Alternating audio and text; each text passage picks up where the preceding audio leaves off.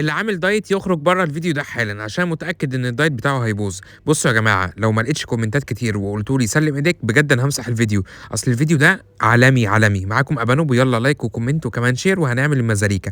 عندي طاسة على النار تكون سخنة جدًا، جدًا، جدًا، فيها كده حوالي معلقتين من الزيت. خدت القوانص طبعًا غسلتها غسلة كويسة جدًا وقطّعتها كده قطع متوسطة، يعني الواحدة على 3. وبصراحة حسيت إن الطبق ده محتاج له حتّة سمنة كده، فنزلت كده بحتّة سمنة مع شوية الزيت. وبدأت كده أحمّر القوانص. شايفين يا جماعة القوانص الدهون اللي فيها بدأت تنزّلها وبدأت تسيح. بعد كده بقى القلوب بتاعتنا، طبعًا القلوب أنا واخدها غاسلها كويس جدًا وفاتحها من النُص وشايل شايل أي دم جواها.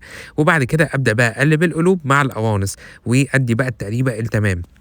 ولازم كده القوانص والقلوب يتقلّوا في السمنة اللي نزلت منّهم. وبعد كده أضيف بقى شوية من الفلفل الأسود وكمان الكمون، شوية من ال7 بهارات والكزبرة الناشفة وشوية من البابريكا تكون مُدخّنة. لو ما عندكيش مُدخّنة تكون بابريكا عادية خالص. وهابدأ بقى أقلّب علشان القوانص تدخل في السِوَى. وبعد كده عندي بقى بصلاية حلوة كده أنا مقطّعها جوليان. بُصّوا بقى البصل ده هيعمل صوص حلو جدًا في آخر الوصفة. تمام. مع البصل قُلت لأ، ده أنا أدلّع بقى الوصفة بتاعتي المزاليكا وأنزل عليها بالفلفل الأخضر. طيب فكّروني كده، أنا نزلت بالقلوب الأول والّا بالقوانص؟ عايز أشوفكم مركّزين والّا لأ، ده سؤال الفيديو بتاع النهارده. هاستنى الإجابات بتاعتكم في الكومنتات. هابدأ بقى أعمل كده فتحة في النُص وهابدأ أنزل بالكِبَد بتاعتنا. طبعًا الكِبَد بقى مغسولة غسلة كويسة جدًا، ولو فيها أي دم متشال علشان الوصفة بتاعتي ما تبقاش زفرة. وبعد كده هافضل بقى أقلِّب ولازم الطاسة تكون سخنة جدًا، جدًا، عشان لو الطاسة باردة كل ده هينزّل المَيّة بتاعته ومش هيبقى حلو. بعد بقى ما الكبدة كده بدأت تاخد لون كده مع السمنة وكل السوائل اللي نزلت من القوانص، هابدأ كده أقلِّب الكِبَد والقوانص مع بعض بقى. هم كلّهم هياخدوا هياخدوا من لون واحد. بُصّوا بقى يا جماعة الحلاوة والجمال، صدقوني جرّبوا الوصفة دي وأوعدكم الدايت مش هيبوظ، ده هيتخرب خالص. وبعد كده بقى هاضيف بقى إضافة ممكن تضيفوها وممكن لأ، بس أنا باحبها، طماطماية كده مقطّعها صغيّر.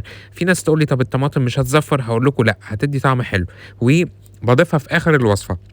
وأنا كده قرّبت أقفل. هابدأ أقلّي بقى الطماطم كده وأنزل كده بمعلقة كبيرة من الخل علشان لو في أي زفارة تتشال.